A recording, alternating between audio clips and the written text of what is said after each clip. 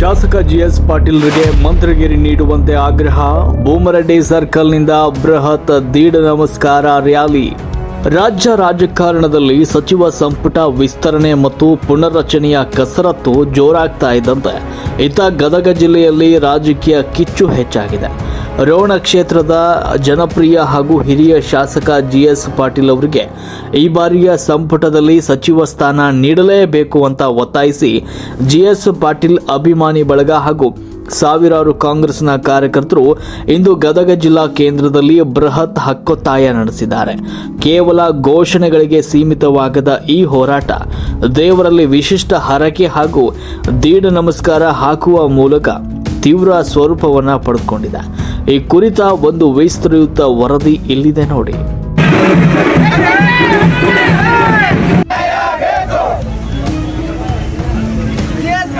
ಹೌದು, ರೋಣ ಮತಕ್ಷೇತ್ರದ ಶಾಸಕ ಜಿಎಸ್ ಪಾಟೀಲ್ ಅವರಿಗೆ ಸಚಿವ ಸ್ಥಾನ ನೀಡಬೇಕೆಂಬ ಬೇಡಿಕೆ ಈಗ ಕೇವಲ ಮನವಿಗೆ ಸೀಮಿತವಾಗಿಲ್ಲ. ಇಂದು ಸೋಮವಾರ ಬೆಳಗ್ಗೆ 10 ಗಂಟೆಯಿಂದಲೇ ಗದಗ ನಗರದ ಪ್ರಮುಖ ರಸ್ತೆಗಳಲ್ಲಿ ಜಿಎಸ್ ಪಾಟೀಲ್ ಅಭಿಮಾನಿಗಳು ಹಾಗೂ ಸ್ವಯಂ ಪ್ರೇರಿತ ಕಾಂಗ್ರೆಸ್ ಕಾರ್ಯಕರ್ತರು ಬೃಹತ್ ರ್ಯಾಲಿ ನಡೆಸುವ ಮೂಲಕ ಸರ್ಕಾರದ ಗಮನವನ್ನು ಸೆಳೆದಿದ್ದಾರೆ. ಗದಗ ನಗರದ ಪ್ರಮುಖ ಕೇಂದ್ರವಾದ ಭೂಮರೆಡ್ಡಿ ಸರ್ಕಲ್ನಿಂದ ಪ್ರಾರಂಭವಾದ ಈ ದೀಡ್ ನಮಸ್ಕಾರದ ರ್ಯಾಲಿ ಪಂಡಿತ ಪುಟ್ಟರಾಜ್ ಗವಾಯಿಗಳ ಮಠದವರೆಗೂ ಅತ್ಯಂತ ಯಶಸ್ವಿಯಾಗಿ ಸಾಗಿತು. ಹಿರಿಯ ನಾಯಕನಿಗೆ ಸಚಿವ ಸ್ಥಾನ ಸಿಗಲಿ ಅಂತ ದೇವರಲ್ಲಿ ಪ್ರಾರ್ಥಿಸಿ ಕಡು ಬಿಸಿಲನ್ನ ಲೆಕ್ಕಿಸದೆ ರಸ್ತೆಯುದ್ದಕ್ಕೂ ದೀಡ್ ನಮಸ್ಕಾರ ಹಾಕ್ತಾ ಸಾಗಿದ ದೃಶ್ಯಗಳು ಇವತ್ತಿನ ಪ್ರತಿಭಟನೆಯ ತೀವ್ರತೆಗೆ ಕೈಗನ್ನಡಿಯಾಗಿದ್ವು. ಇನ್ನು ಪ್ರತಿಭಟನಾಕಾರರ ಪ್ರಕಾರ ಜಿಎಸ್ ಪಾಟೀಲ್ ಅವರು ಕೇವಲ ರೋಣ ಕ್ಷೇತ್ರಕ್ಕೆ ಸೀಮಿತವಾದ ನಾಯಕರಲ್ಲ.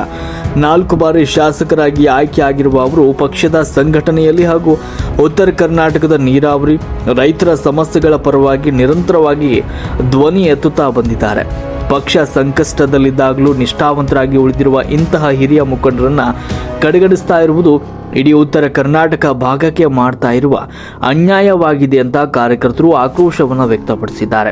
ಪಕ್ಷದ ಮುಖಂಡರು, ಕಾರ್ಯಕರ್ತರು, ಅಭಿಮಾನಿಗಳು ಹಾಗೂ ಸಾರ್ವಜನಿಕರು ಸಾಗರೋಪಾದಿಯಲ್ಲಿ ಹರಿದು ಬಂದಿದ್ದ ಈ ಹೋರಾಟ ಯಾವುದೇ ಪ್ರಭಾವಕ್ಕೂ ಅಥವಾ ಪಕ್ಷದ ಒತ್ತಡಕ್ಕೂ ಮಣಿದು ಮಾಡ್ತಿರುವುದಲ್ಲ. ಬದಲಿಗೆ ಇಡೀ ಗದಗ ಮತ್ತು ರೋಣ ಭಾಗದ ಜನಸಾಮಾನ್ಯರ ಸ್ವಯಂ ಪ್ರೇರಿತ ಆಶಯವಾಗಿದೆ ಅಂತ ಸ್ಥಳೀಯ ಮುಖಂಡರು ಸ್ಪಷ್ಟಪಡಿಸಿದ್ದಾರೆ. ಸ್ಥಳೀಯ ಮುಖಂಡರ ಮಾತು, ಇವತ್ತು ನಮ್ಮ ಸನ್ಮಾನ್ಯ ಜಿಎಸ್ ಪಾಟೀಲ್ ಅವರಿಗೆ ಸಚಿವ ಸ್ಥಾನ ಸಿಗಲಿ ಅಂತ ಭಗವಂತನಲ್ಲಿ ಪ್ರಾರ್ಥಿಸಿ ನಾವೆಲ್ಲ ಗದಗ ನಗರದ ಭೂಮರೆಡ್ಡಿ ಸರ್ಕಲ್ನಿಂದ ಪುಟ್ಟರಾಜ್ ಗವಾಯಿಗಳ ಮಠದವರೆಗೆ ದೀಡ್ ನಮಸ್ಕಾರ ಕಾರ್ಯಕ್ರಮವನ್ನು ಸ್ವಯಂ ಪ್ರೇರಿತವಾಗಿ ಹಮ್ಮಿಕೊಂಡಿದ್ದೇವೆ. ಇಲ್ಲಿ ಬಂದಿರುವವರು ಯಾರೂ ದುಡ್ಡು ಕೊಟ್ಟು ಕರೆಸಿದ ಕಾರ್ಯಕರ್ತರಲ್ಲ.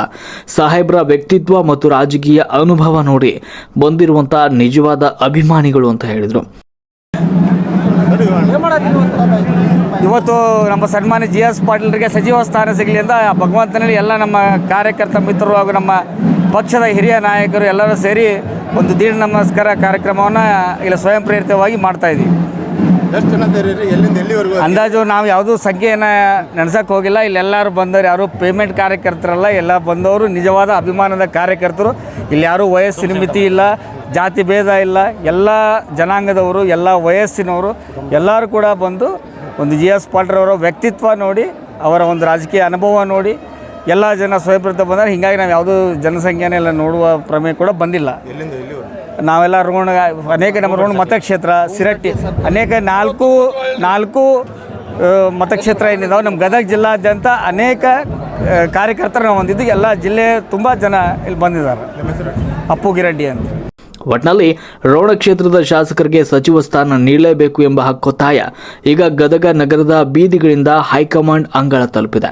ನಿಷ್ಠಾವಂತ ಹಾಗೂ ಹಿರಿಯ ನಾಯಕನಿಗೆ ಮಂತ್ರಿಗಿರಿ ಸಿಗುತ್ತಾ ಅಥವಾ ಕಾರ್ಯಕರ್ತರ ಈ ವಿಶಿಷ್ಟ ದೀಡ್ ನಮಸ್ಕಾರದ ಹೋರಾಟವನ್ನು ಹೈಕಮಾಂಡ್ ಪುರಸ್ಕರಿಸುತ್ತಾ ಅನ್ನೋದನ್ನ ಕಾದು ನೋಡಬೇಕಾಗಿದೆ.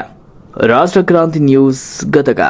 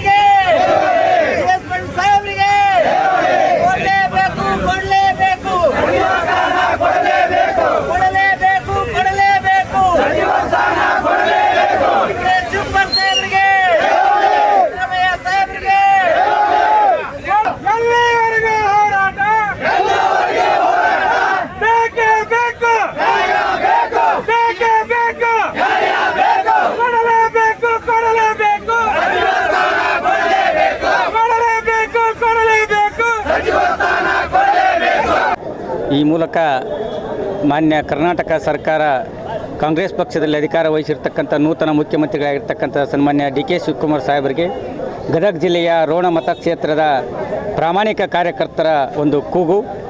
ರೋಣ ಮತಕ್ಷೇತ್ರದಿಂದ ಈಗಾಗಲೇ 40 ವರ್ಷದ ಸುಮಾರು 50 ವರ್ಷಗಳಿಂದ ಕಾಂಗ್ರೆಸ್ ಪಕ್ಷದ ಕಟ್ಟಾಳುಗಳಾಗಿ ಇಲ್ಲಿವರೆಗೂ ಕೂಡ ಸುದೀರ್ಘವಾಗಿ ಪಕ್ಷ ನಿಷ್ಠೆ, ಪಕ್ಷ ಕೊಟ್ಟಂಥ ಜವಾಬ್ದಾರಿಗಳನ್ನು ಪ್ರಾಮಾಣಿಕವಾಗಿ ನಿಭಾಯಿಸಿ ಗದಗ ಜಿಲ್ಲೆಯ ಅಧ್ಯಕ್ಷರಾಗಿ ಪಕ್ಷ ಅಧಿಕಾರದಲ್ಲಿರುವ ಇಲ್ಲದ ಕಾರಣದಲ್ಲಿ ಪಕ್ಷವನ್ನು ಮುಂಚೂಣಿಗೆ ತರುವಂಥ ಪ್ರಯತ್ನ ಮಾಡಿರ್ತಕ್ಕಂಥ ರೋಣ ಮತಕ್ಷೇತ್ರದ ಧೀಮಂತ ನಾಯಕರಾಗಿರ್ತಕ್ಕಂಥ ಸನ್ಮಾನ್ಯ JS ಪಾಟೀಲ್ ಸಾಹೇಬರ ಈಗ ನಾವು ಮಂತ್ರಿಯನ್ನು ಮಾಡಲಿ ಅಂತಕ್ಕಂಥ ಒಂದು ನಮ್ಮ ಕ್ಷೇತ್ರದ ಪ್ರತಿಯೊಬ್ಬ ಮನೆಯ ಕೂಗಿದು.